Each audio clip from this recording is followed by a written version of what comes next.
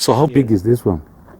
This one is about, there is two of them. There's two there. Yes, there is one which is about 4.2 meters, the other one is 3.5 meters. So they're two tangling each other there? Yes, yes. Wow. But a fully grown rock python can grow to up to a male up to 6.5 meters, a female up to 5.5 meters. This is the largest snake in Africa,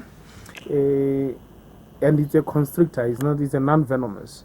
So it's like an anaconda, yeah. So a bite from this is basically like a dog bite, only a bit more painful because the teeth are facing backwards. Yeah. So when it bites, pulls, it tears. Pulls, yeah. Oh. So it's very, very painful. And but that if you light? the light is for warmth at night. At night. Yes, that's why they in that corner, because it becomes a little bit warm there. Yes. Because they can't control their body temperature. It just goes with what's happening out there. If it's too cold, the body temperature drops.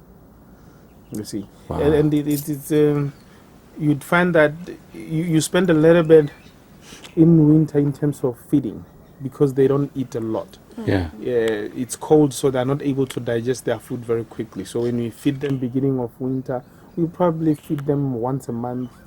You know. What do they eat? Yeah. We would feed them depending on the size of the snake.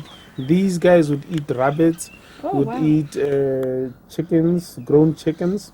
The ones inside would eat day-old chicks to like about 3 weeks chicks. Wow. And we'll also feed them mice. We buy from South Africa, frozen mice, and we will feed them that as well.